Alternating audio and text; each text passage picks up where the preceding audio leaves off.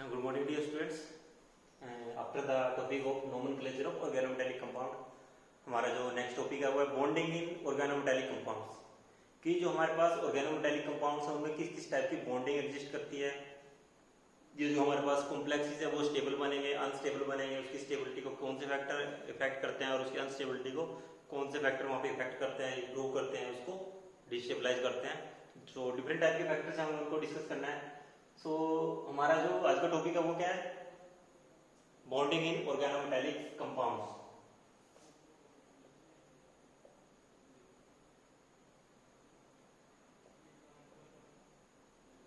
Bonding in organometallic compounds की हम बात करेंगे। जनरली जो हमारे पास ऑर्गेनोमेटालिक कंपाउंड में टू टाइप्स की बॉन्डिंग एग्जिस्ट करती है, आयनिक और कोवलेंट। आयनिक और कोवलेंट। कुछ कॉम्प्लेक्सेस ऐसे हैं जिनके बीच में ना कंप्लीटली आयनिक है ना ही कंप्लीटली कोवलेंट है, उनके बीच में जो बॉन्डिंग का जो फैक्टर रहता है वो इंटरमीडिएट होता है। नहीं हम कंप्लीटली उसको आयनिक बोल सकते हैं ना इसको कंप्लीटली कोवलेंट बोल सकते हैं। जल्दी वो सोल्वेंट डिपेंडेंट भी रहता है कि सोल्वेंट के बेस पे वेरी करेगा कि आयनिक बॉन्ड फॉर्मेशन हो गया, वहाँ पे कोवलेंट का इसका जो बॉन्डिंग नेचर है वो कोवलेंट की तरह बिहेव करेगा या आयनिक की तरह वहाँ पे बिहेव करेगा। ओके, सो हम सबसे पहले जो डिस्कस करेंगे वो डिस्कस करेंगे आयनिक मेटल कार्बन आयनिक बॉन्डिंग कि जो मेटल, अब ऑर्गेनोमेटालिक कंपाउंड की बात कर रहे हैं और इसमें जो जनरली हमारे पास जो लिगेंड होता है वो ऑर्गेनिक कंपाउंड होता है। ऑर्गेनिक कंपाउंड के पास कार्बन होता है, सो जो बॉन्ड फॉर्मेशन होती है वो मेटल कार्बन के बीच में होती है। सो हम लिख रहे हैं मेटल कार्बन आयनिक बॉन्डिंग। हमारा जो टॉपिक क्या रहेगा, मेटल कार्बन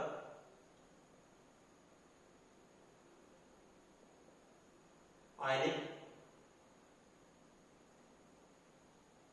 बॉन्डिंग।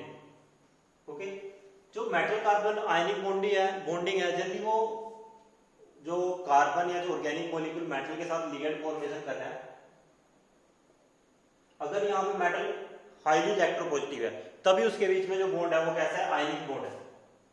तभी बॉन्ड कैसा है, आयनिक बॉन्ड है। अगर मेटल कैसी है, मोस्ट इलेक्ट्रोपॉजिटिव मेटल, अगर वहां पे या हम लिख सकते हैं highly electropositive.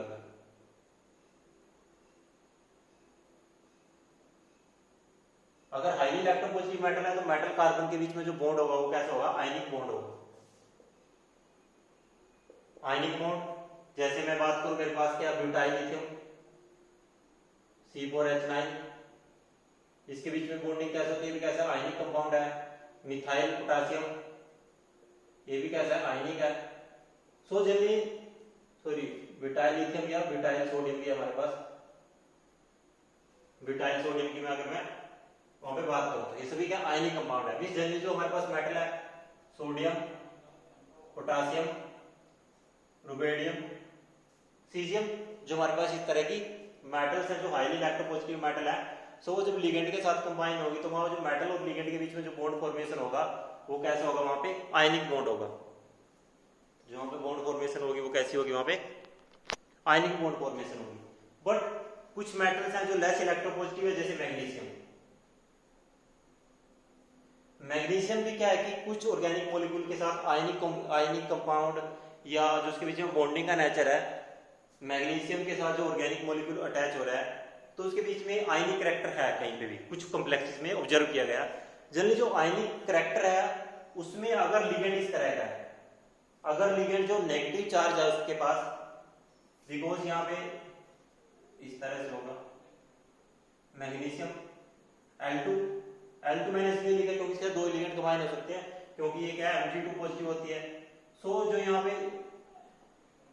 Mg2 positive 2L negative, जो ये नेगेटिव चार्ज है लिगेंड के पास, अगर वो उस नेगेटिव चार्ज को डीलोकलाइज कर रहा है थ्रू कार्बन आइटम, कि समझ रहे हो ना कि मैग्नीशियम और लिगेंड के बीच में तभी आयनिक बॉन्ड फॉर्मेशन होगी if the negative charge on the ligand is stabilised through delocalisation on the carbon item.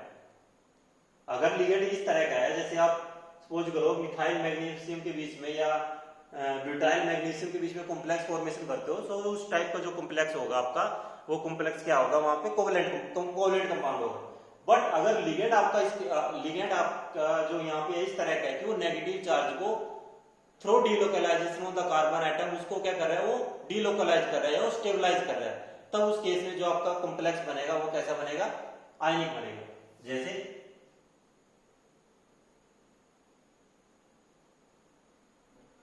Because जो यहाँ पे लिगेंड है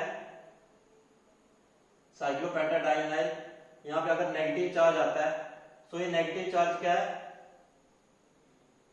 थ्रो डीलोकलाइजेशन क्या वो उस पर इजिली स्टेबलाइज हो जाता है।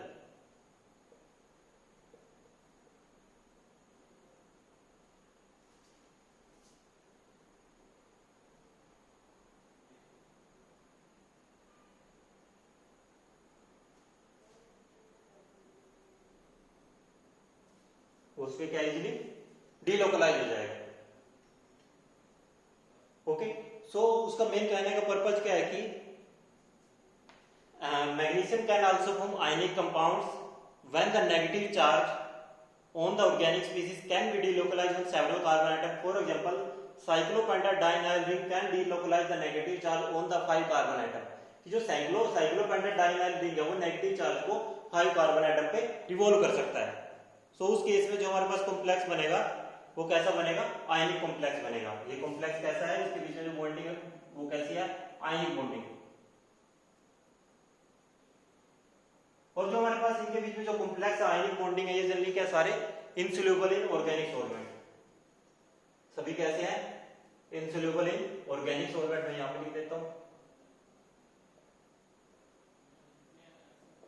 इनसोल्यूबल इन ऑर्गेनिक सॉल्वेंट, क्योंकि आयनिक बॉन्ड है तो वाटर में ज्यादा सोल्यूबल होंगे, मींस वो इजीली क्या हो जाएंगे, हाइड्रोलिसिस होता है,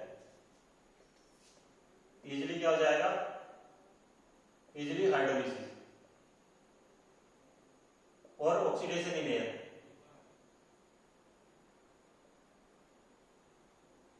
oxidation in air, insoluble in organic solvent, insoluble in polar solvent, sorry soluble in polar solvent but insoluble in organic solvent. So एक चीज का ध्यान रखना, मैग्नीशियम तभी आयनिक कॉम्प्लेक्स बनाएगा अगर जो लिगेंड इस तरह का लिगेंड है कि जो नेगेटिव चार्ज को स्टेबलाइज कर रहा है through delocalisation on the carbon atom. अगर डीलोकलाइजेशन पॉसिबल नहीं है मेटल कार्बन आयनिक बॉन्डिंग के केस में, तो वहां पे जो कॉम्प्लेक्स बनेगा वो आयनिक नहीं बनेगा, कॉम्प्लेक्स इंसोल्यूबल रहते हैं ऑर्गेनिक सॉल्वेंट में। और जनरली जो हमारे पास साइक्लोपेंटाडाइनाइड्स है, अल्कली मेटल्स हो गए, लैंथेनोइड या जो एक्टिनोइड मेटल्स हैं हमारे पास, वो जनरली क्या आयनिक है। हाई इलेक्ट्रोपॉजिटिव मेटल के साथ साथ यहाँ पे alkali metal, sorry alkali metal मैं यहाँ पे नहीं मेंशन कर सकता बिकॉज जो आयनिक कॉम्प्लेक्स है वो सिर्फ एक पर्टिकुलर लिगेंड के साथ ऑब्जर्व किया गया है। जो आयनिक कॉम्प्लेक्स है जैसे मैग्नीशियम हो गया, यहाँ पे अल्कली मेटल हो सकती है, कोई अल्कली मेटल के साथ साथ लैंथेनोइड हो सकती है। मैं अगर कहीं पे इसको राइट अप करना चाहूँ सो हम आई थिंक आपको यहाँ से सही रहेगा, मैं यहाँ पे से कर देता हूँ ओनली विद साइक्लोपेंटाडाइनाइल को मैं सीपी से रिप्रेजेंट कर रहा हूँ, CP, CP mean cyclopentadienyl, only with CP, only हम इसको लिखते हैं CP only with alkali metal और लैंथेनोइड Ln और एक्टिनोइड An। जो लैंथेनोइड मेटल्स है, एक्टिनोइड मेटल है, उनके साथ क्या बनाता है, आयनिक कंपाउंड बनाता है। Cyclopentadienyl form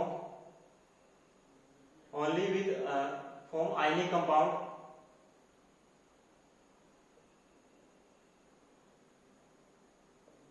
only with alkali metals, lanthanoid और एक्टिनोइड। मींस सिर्फ साइक्लोपेंटाडाइनाइल एक ऐसा रिंग है जो अल्कली मेटल के साथ साथ लैंथेनोइड और एक्टिनोइड जो हमारे पास मेटल है, जनरली उसके जो कॉम्प्लेक्सेस है वो इसेंशियली आयनिक कॉम्प्लेक्सेस है।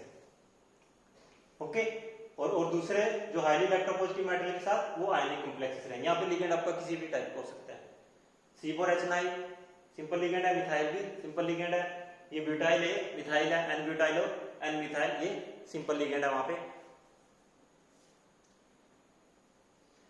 अब हमने बात की यहाँ पे मेटल कार्बन सिग्मा बॉन्डिंग की।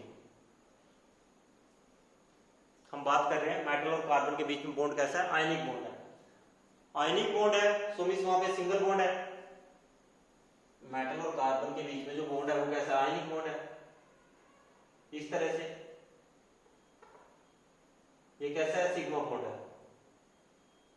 अब हम चेक करेंगे कि जो मेटल और कार्बन के बीच में जो कॉम्प्लेक्स फॉर्मेशन हो रही है वो स्टेबल है या अनस्टेबल है।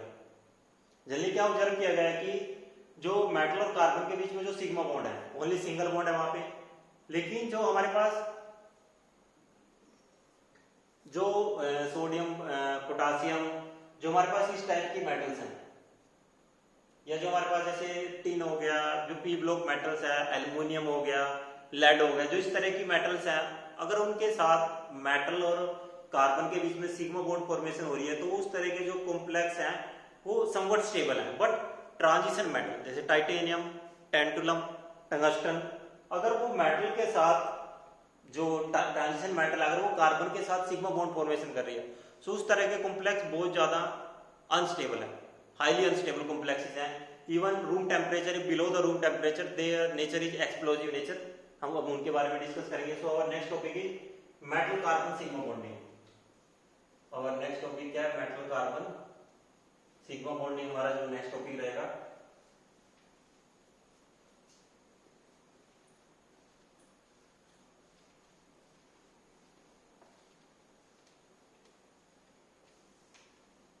हमारा जो नेक्स्ट टॉपिक रहेगा वो क्या है, मेटल कार्बन सिग्मा बॉन्डिंग।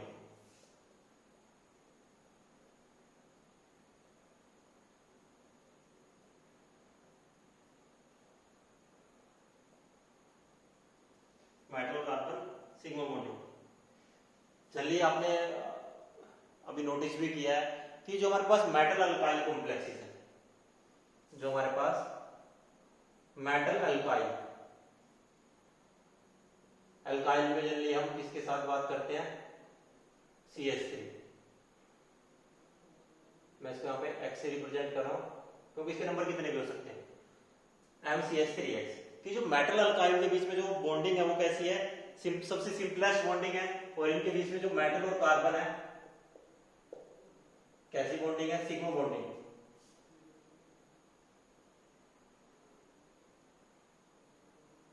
जो मिथाइल ग्रुप होता है वो मेटल के साथ सिग्मा बॉन्डेड होता है, ओके। बट इसमें जो हमारे पास मेन ग्रुप एलिमेंट्स हैं जनरली वो क्या है, समवट स्टेबल है। जैसे मेरे पास कॉम्प्लेक्स हो गए CH3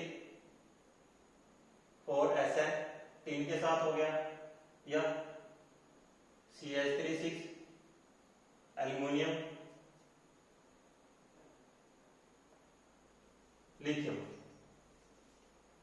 जो मेरे पास इस तरह की मेटल्स हैं उनके साथ जो कॉम्प्लेक्सेस हैं, जो मेन ग्रुप एलिमेंट की हम बात करते हैं, उनके साथ जो कॉम्प्लेक्सेस है वो कैसे है, समवट स्टेबल है, somewhat stable. But complexes with transition metal.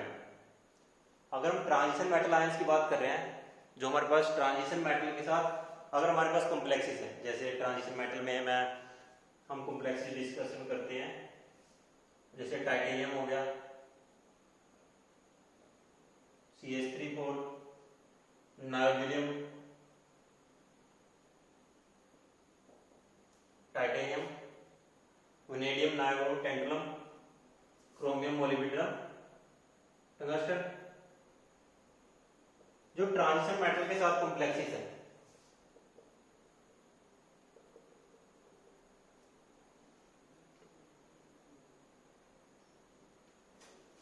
Transition metal, metal alkyl, metal alkyl compound, highly unstable.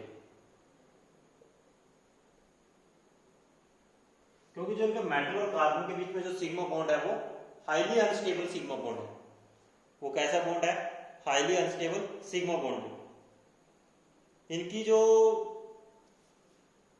Instability इतनी है कि ये रूम टेम्परेचर भी एक्सप्लोज हो जाते हैं। even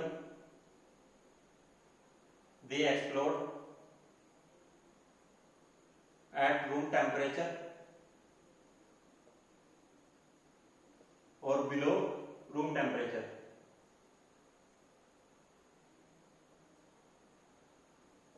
ओनली मेटल के साथ जब अल्काइल है, जब ट्रांजिशन मेटल के साथ अल्काइल लिगेंड है तो वहां पे बॉन्डिंग कर रहे हैं। मैं सिर्फ ट्रांजिशन मेटल की बात कर रहा हूं, बट जो इस तरह के लिगेंड है वो क्या समवट स्टेबल, इनकी जो स्टेबिलिटी है ट्रांजिशन मेटल कॉम्प्लेक्सेस से वो क्या ज्यादा है। ये इतने अनस्टेबल होते हैं कि वो रूम टेम्परेचर में भी एक्सप्लोड हो जाते हैं, एक्सप्लोजिव की तरह वो बिहेव करते हैं, और रूम टेम्परेचर से बिलो भी। But we can also enhance the stability of या decrease the unstability of these complexes। अगर मैं इन्हीं कॉम्प्लेक्स को कार्बोनिल हो गया या PR3 जो दूसरे टाइप के मेरे पास लिगेंड है, बट अगर इन्हीं में मैं यहाँ पे CO या PR3 इस तरह के लिगेंड अगर मैं ऐड कर देता हूँ तो जो इनकी स्टेबिलिटी है वो इनहेंस हो जाती है, जो इनकी स्टेबिलिटी है वो क्या हो जाती है, इंक्रीज हो जाती है। जैसे मेरे पास ये कॉम्प्लेक्स है टेंटुलम Me5, अब मिथाइल से लिख दो या टेंटुलम CH3 5। अगर मैं इसमें DPME, अगर इसमें मैं DPME ऐड कर देता हूं, DPME होता है डाइफॉस्फाइन, डाइफॉस्फाइन कोई भी लिगेंड, जैसे मेरे पास डाइफॉस्फाइन लिगेंड है Me2P CH2 CH2P Me2, जो मेरे पास ये लिगेंड है, ये लिगेंड किस तरह से है, इस तरह से लिगेंड है P CH2 CH2 CH3 CH3 H3C H3C। अगर मैं टेंटुलम के कॉम्प्लेक्स में ये लिगेंड डाल देता हूं तो जो कॉम्प्लेक्स की स्टेबिलिटी है वो इनहेंस हो जाती है, कॉम्प्लेक्स क्या हो जाते हैं वहां पे स्टेबल हो जाता है, बिकॉज जो मेटल कार्बन के बीच में जो वहां पे सिग्मा बॉन्ड है उसकी स्टेबिलिटी को मैं कैसे भी इनहेंस कर सकता हूं। मेरे पास डिफरेंट टाइप के मेथड्स अवेलेबल है।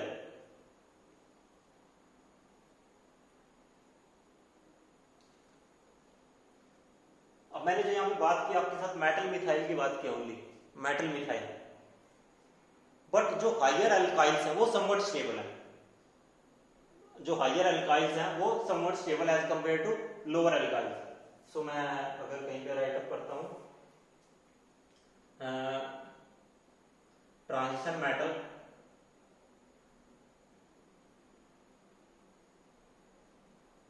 Higher alkyl complexes stable than lower alkyls। Means जो हायर अल्काइल्स कॉम्प्लेक्सेस हैं वो ज्यादा स्टेबल है as compare to lower alkyls. Even metal aryls complexes are stable than metal अल्काइल्स।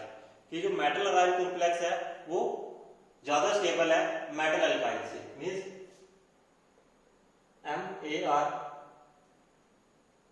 MARX की जो स्टेबिलिटी है अल्काइल से वो ज्यादा, एक्स यहाँ पे नंबर कुछ भी हो सकता है 1 2 3 4 5, उसकी स्टेबिलिटी ज्यादा है जो हमारे पास अराइल कॉम्प्लेक्सेस है एज कंपेयर टू अल्काइल की मैं अगर मैं बात करता हूं। ओके, अब जो यहाँ पे ये स्टेबिलिटी है ये किस तरह से है, जनरली स्टेबिलिटी के बारे में क्या है यहाँ पे जो मेन चीज है कि जो मेटल और जो अल्काइल के बीच में जो बॉन्डिंग है, जो सिग्मा बॉन्ड फॉर्मेशन यहाँ पे हो रही है, जो कॉम्प्लेक्सेस है ये काइनेटिकली तो अनस्टेबल है बट थर्मोडायनेमिकली स्टेबल है। काइनेटिकली तो क्या ये अनस्टेबल है बट थर्मोडायनेमिकली अगर मैं बात करता हूँ ये कॉम्प्लेक्सेस क्या है, सभी क्या है स्टेबल है। जो मेटल अल्काइल कॉम्प्लेक्सेस है वो काइनेटिकली तो अनस्टेबल है बट थर्मोडायनेमिकली क्या स्टेबल है। मैं यहाँ पे राइट अप कर देता हूं मेटल अल्काइल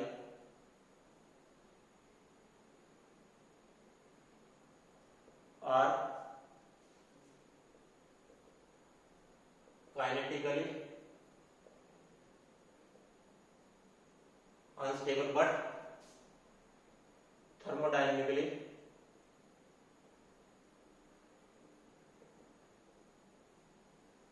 स्टेबल। ओके, अब इस चीज को समझेंगे कि काइनेटिकली और थर्मोडायनेमिकली हम क्या बात कर रहे हैं। ओके, सो जो हमारे पास मेटल कार्बन के बीच में जो बॉन्ड है उसके बीच में उसकी बॉन्ड एनर्जी को ऑब्जर्व किया गया थर्मोडायनेमिकली, उसकी जो बॉन्ड एनर्जी को ऑब्जर्व किया गया, उससे क्या चीजें क्लियर हुई कि जो मेटल अल्काइल के बीच में जो डायरेक्ट या इनडायरेक्ट बॉन्डिंग जिस भी इसके तरह के बीच में बॉन्डिंग है उसमें जो एनर्जी इन्वॉल्व हो रही है, जो डिसोसिएशन की जो एनर्जी है, जैसे टेंडुलम की अगर मैं बात करता हूं, यहां पर मिथाइल है, इसकी जो एनर्जी है वो है 260 किलो जूल पर मोल। मींस थर्मोडायनेमिकली एनर्जी रिप्रेजेंट क्या, एनर्जी का रिप्रेजेंट कर रही है कि जो टेंडुलम और जो मेटल के जो मेटल ट्रांजिशन मेटल और जो कार्बन के बीच में जो सिग्मा बॉन्ड है उसकी एनर्जी 260 किलो जूल पर मोल है, वो थर्मोडायनेमिकली स्टेबल है अकॉर्डिंग टू द एनर्जी। ऐसे अगर मैं टंगस्टन की बात करता हूं,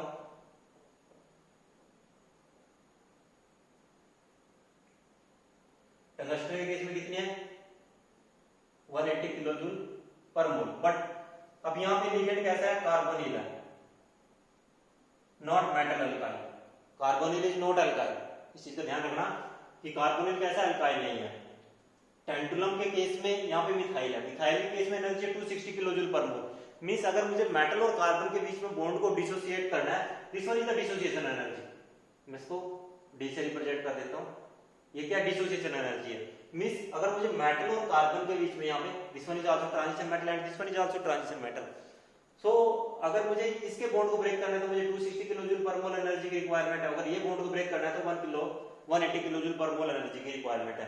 सो according to the energy data, dissociation energy data, it's resembles that the transition metal alkyl complexes are thermodynamically stable, कि वो थर्मोडायनेमिकली स्टेबल है बिकॉज इसकी एनर्जी से ज्यादा है और इसकी स्टेबिलिटी कम है, इसी थर्मोडायनेमिकली तो स्टेबल है। एनर्जी के कंटेक्स्ट में अगर मैं बात करता हूं तो जो मेरा जो कॉम्प्लेक्स है वो वहां पे क्या है स्टेबल है।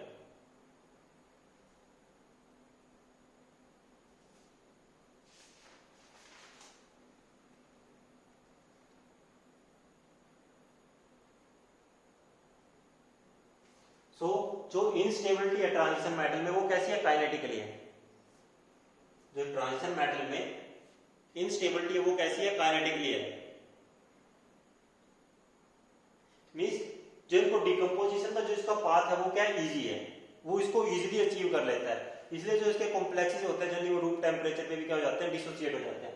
बट थर्मोडायनेमिकली वो क्या है स्टेबल है। अगर हम हाई टेम्परेचर की बात करते हैं वो 260 किलो जूल पर मोल, बट जब डिकम्पोजिशन की बात आती है तो उनको एक इजी पाथवे मिल जाता है जिससे वो इजीली क्या हो जाते हैं वहां पे डिकम्पोज हो जाते हैं। सो इससे यहाँ पे क्या क्लियर हुआ है कि जो ये पॉसिबली है कि ये काइनेटिकली क्या अनस्टेबल हो बट थर्मोडायनेमिकली क्या वो स्टेबल हो। और यहाँ पे कुछ फैक्टर्स हैं जो काइनेटिकली इसकी जो इनस्टेबिलिटी है उसको एक्सप्लेन करते हैं। सो हम फैक्टर की बात करेंगे कि factor affecting the metal carbon bond cleavage, कि जो मेटल और कार्बन के बीच में जो सिग्मा बॉन्ड है उसको कौन कौन से फैक्टर इफेक्ट कर रहे हैं। Factor affecting the metal carbon bond cleavage, एक तो ये है कि जब मेटल और कार्बन के बीच में बॉन्ड क्लीवेज होती है, ओके, जब मेटल कार्बन के बीच में बॉन्ड क्लीवेज होती है तो वहां पे अल्काइल ग्रुप मिथाइल हो गया जैसे वो रिलीज होता है और वो रेडिकल की फॉर्म में वहां से रिलीज होता है। सो अल्काइल रेडिकल हाईली क्या होता है, रेडिकल तो यूनिट आपको पता है हाईली रिएक्टिव होती है, जो रेडिकल्स होते हैं वो क्या होते हैं हाईली रिएक्टिव होते हैं। सो अब हमें डिस्कस करना है कि metal factor affecting the metal carbon bond cleavage. और next topic is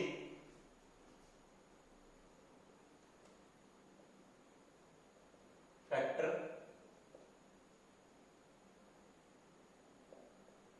affecting the metal carbon bond cleavage.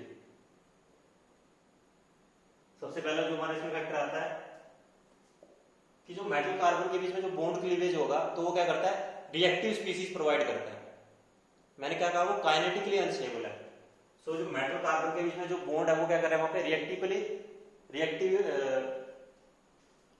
एक second,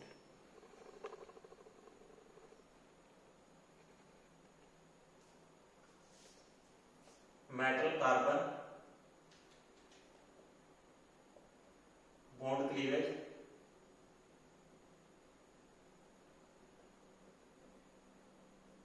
provide reactive species.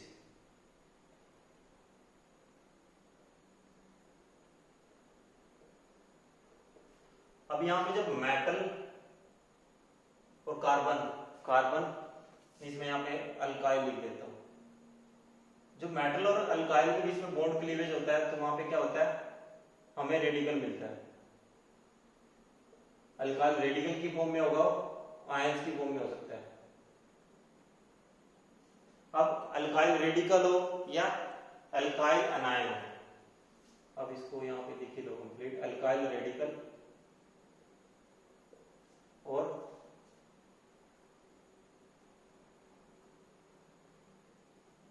Alkyl ion. जो स्पीसीज होते हैं क्या होते हैं, हाईली रिएक्टिव स्पीसीज होते हैं। These species are very reactive and hence would react immediately with solvent. ये स्पीसीज क्या हाईली रिएक्टिव है,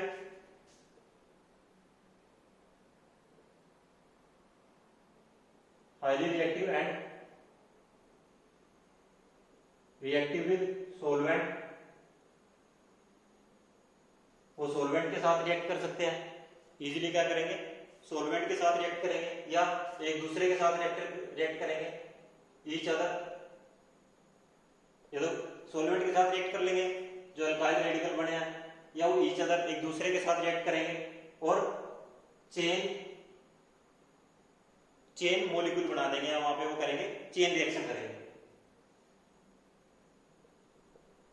और जो चेन रिएक्शन होती है वो कैसे होती है, हाईली एक्सोथर्मिक होती है।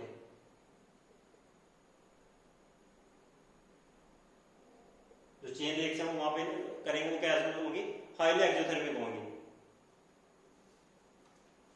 अगर मेटल अल्काइल के बीच में बात कर रहा हूं मैं कि अगर मेटल अल्काइल के बीच में बॉन्ड क्लीवेज होती है तो वहां पे अल्काइल रेडिकल और अल्काइल अनायन बनेगा, वो हाईली रिएक्टिव स्पीसीज है, immediately highly reactive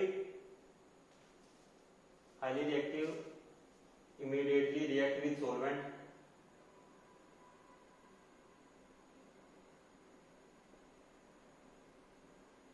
react with solvent, each other और leads to chain reaction। और वहां पे क्या करेगी, चेन रिएक्शन को परफॉर्म करेगी, जो क्या होती है, एक्सोथर्मिक होते हैं। बट अगर मैं इसके कॉन्ट्रास्ट में बात करता हूं, अल्काइल की जगह मेरे पास कोई दूसरा है, मींस मेरे पास ऑर्गेनिक लिगेंड ना होके यहां पे कैसे लिगेंड है, ऑर्गेनिक लिगेंड। अगर मेरे पास इनऑर्गेनिक लिगेंड है, मींस मेटल के साथ NH2 हो सकता है, हाइड्रोक्साइड या कोई भी हैलोजन वहां पे हो सकता है। सॉरी, अगर यहां पे बॉन्ड क्लीवेज होती है तो इस केस में क्या बनेगा, NH2 negative, OH negative, X negative. Amide ion या हाइड्रोक्साइड आयन, जो इस तरह की स्पीसीज है वो क्या रिएक्टिव स्पीसीज नहीं है, और वो वहां पे रेडिकल भी फॉर्म नहीं करती, वहां पे क्या है, रेडिकल भी नहीं बनता। ये सभी क्या स्पीसीज है, लेस रिएक्टिव है।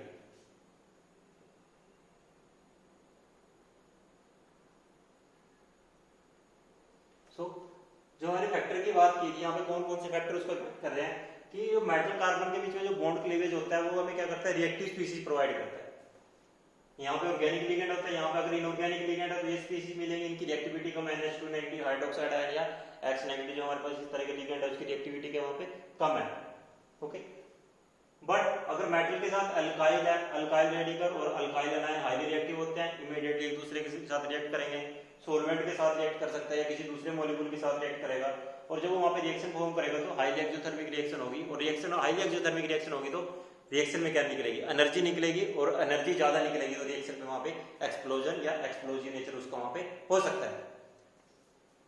ओके, इसके बाद है कि cleavage product form strong bonds,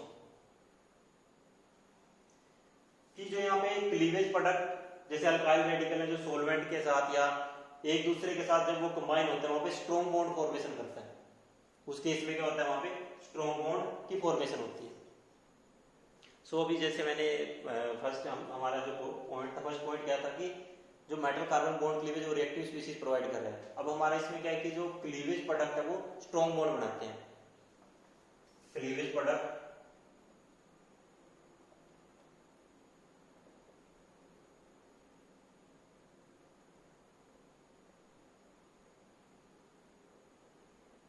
form strong bond.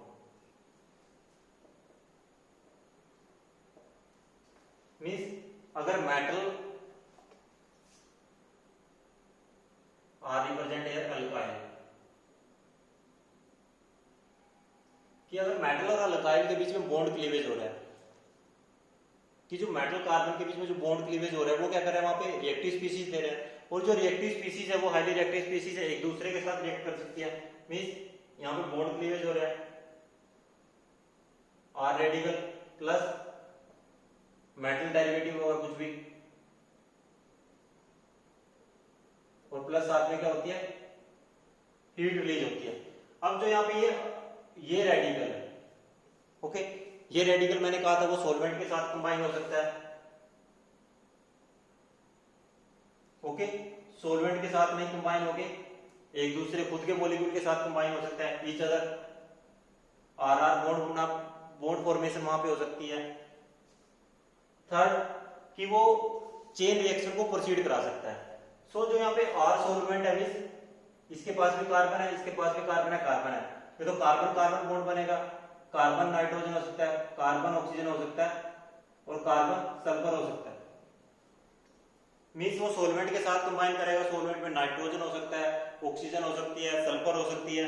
सो वहां पे वो डिफरेंट टाइप के क्या करेगा, यहाँ पे बॉन्ड फॉर्मेशन कर रहा है, depending upon the nature of the organometallic compound, कि हमने ऑर्गेनोमेटालिक कंपाउंड किस तरह का यूज किया है। मेटल और अल्काइल के बीच में जब सिग्मा बॉन्ड क्लीवेज होगी तो वहां पे मैंने कहा था अल्काइल रेडिकल की फॉर्म में, जो अल्काइल यूनिट है रेडिकल या अनायन की फॉर्म में होगा। सो जो अगर वो रेडिकल या अनायन की फॉर्म में तो हाईली रिएक्टिव है, हाईली रिएक्टिव होने की वजह से वो क्या करता है, या तो सॉल्वेंट के साथ रिएक्ट करेगा या एक दूसरे के साथ रिएक्शन करेंगे, ईच अदर, ओके। मीन्स अगर वो सॉल्वेंट के साथ रिएक्शन करता है या अल्काइल दूसरे यूनिट के साथ अटैच होता है तो carbon carbon, carbon nitrogen, carbon oxygen या कार्बन सल्फर, इस टाइप की वहां पे बॉन्ड फॉर्मेशन हो सकती है। वो जो क्लीवेज रिएक्शन होती है जनरली वो क्या होती है, हाईली एक्सोथर्मिक रिएक्शन होती है। हाईली क्या होती है, वो एक्सोथर्मिक रिएक्शन होती है। अब जो यहाँ पे आर रेडिकल है, आर रेडिकल को मैं यहाँ पे लिखता हूं अल्काइल रेडिकल, हाईली रिएक्टिव होने की वजह से क्या करता है, ये fastly immediately with in second दूसरे मॉलिक्यूल के साथ रिएक्ट करना स्टार्ट कर देता है। अब जो यहाँ पे मेटल और अल्काइल के बीच में जो बॉन्ड क्लीवेज है, कि वो बॉन्ड कितना इजीली क्लीवेज होएगा, वो डिपेंड करता है एक्टिवेशन एनर्जी पे। वो डिपेंड करता है कि मेटल और इसके बीच में एक्टिवेशन एनर्जी क्या है।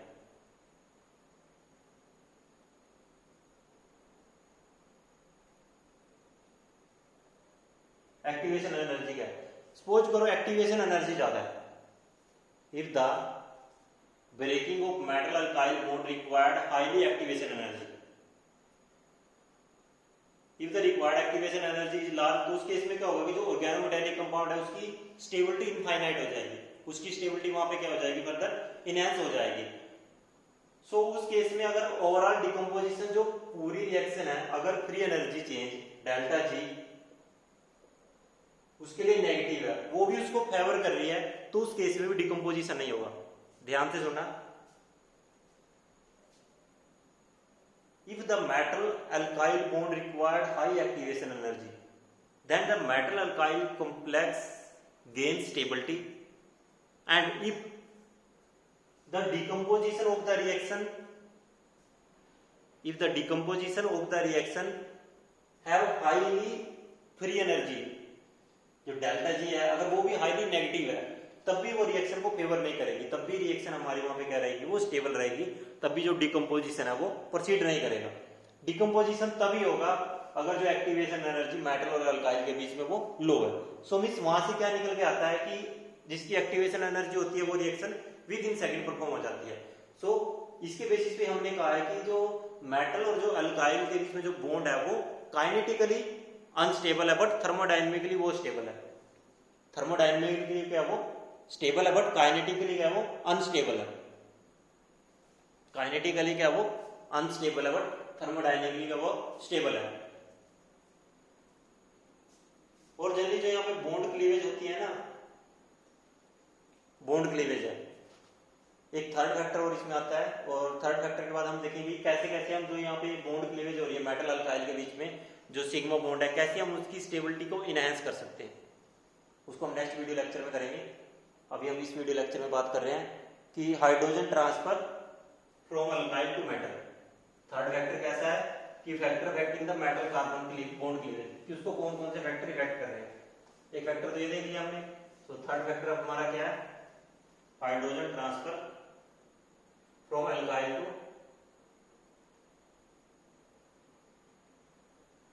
Hydrogen transfer from alkyl to metal. अगर मेटल के पास जो भी अल्काइल ग्रुप उसके साथ अटैच है, अगर उसके पास बीटा हाइड्रोजन है, if there is availability of beta hydrogen, then this metal complex is highly unstable। मैं लिख भी देता हूं, if the alkyl group attached to metal have beta hydrogen, then there is beta elimination।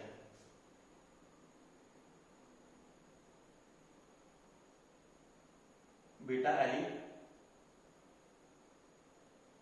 elimination and molecule is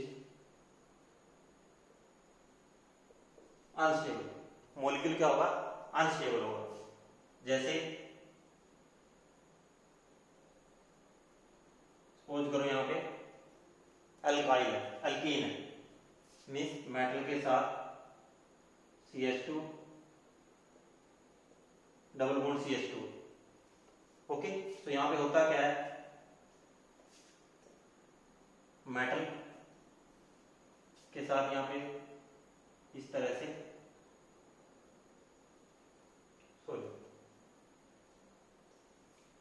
यहाँ पे alkyne नहीं है, हम अल्कीन की नहीं बात करें, अल्काइल की बात कर रहे हैं, हम बात कर रहे हैं अल्काइल की। सो मुझे यहाँ पे अल्काइल यूनिट यूज करनी पड़ेगी। मेटल के साथ सपोज करो यहाँ पे है C2H5, नहीं C2H5 भी नहीं, आप यहाँ पे इसको डायरेक्ट लिख लो इस तरह से,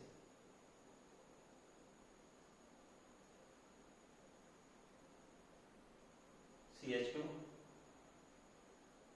CH2 यहाँ पे R कुछ भी इस तरह से आपके पास यहाँ पे सपोज करो कोई कॉम्प्लेक्स है, उस केस में क्या होता है कि रिएक्शन हाईली अनस्टेबल है। यहाँ पे अल्फा बीटा हाइड्रोजन, यहाँ पे बीटा हाइड्रोजन है, ये मेटल के साथ कंबाइन होकर मेटल हाइड्राइड बनाता है।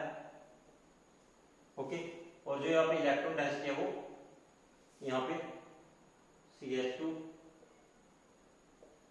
Double bond CHR, metal hydride plus alkene की वहां पे फॉर्मेशन होती है।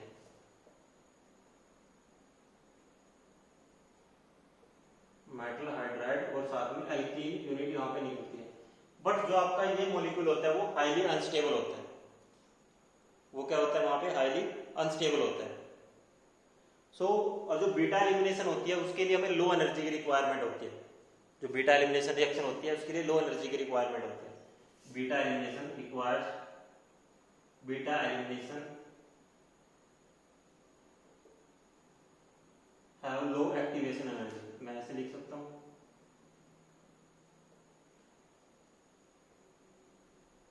लो एक्टिवेशन एनर्जी मींस ये थर्मोडायनामिक काइनेटिकली क्या हो गया, अनस्टेबल हो गया।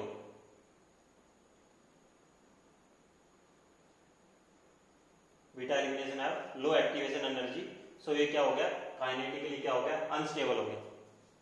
मींस एक चीज का आपको ध्यान रखना है कि मेटल अल्काइल कॉम्प्लेक्स में अगर अल्काइल के पास beta hydrogen available, if there is an availability of beta hydrogen then there is always formation of metal hydride and the reaction is called beta elimination। ये हमारे पास एक बीटा एलिमिनेशन टाइप की reaction भी होती है metal carbonates में। Beta elimination एक reaction होती है, वो जब भी मेटल के साथ कोई अल्काइल ग्रुप अटैच है और उस अल्काइल ग्रुप के साथ किसी भी तरह का ग्रुप अगर बीटा हाइड्रोजन अवेलेबल है, मीन्स मेटल के पास कोई भी लिगेंड है और उस लिगेंड के पास बीटा हाइड्रोजन है, मीन्स यहाँ पे अल्काइल ग्रुप के साथ कोई भी लिगेंड है, अल्काइल ग्रुप के साथ साथ मैं यहाँ पे लिख रहा हूँ any ligand. If the any ligand attached to metal have beta hydrogen, then there is beta elimination and molecule is unstable and formation of metal hydride plus alkene. Okay, ये हमारे पास बॉन्डिंग इन ऑर्गेनोमेटालिक कंपाउंड्स, हमने इसमें आयनिक bonding के बारे में discuss किया और फिर हमने आयनिक बॉन्डिंग के साथ साथ हमने चेक किया कि जो ट्रांजिशन मेटल कॉम्प्लेक्सेस है मेटल अल्काइल के साथ वो हाईली अनस्टेबल है।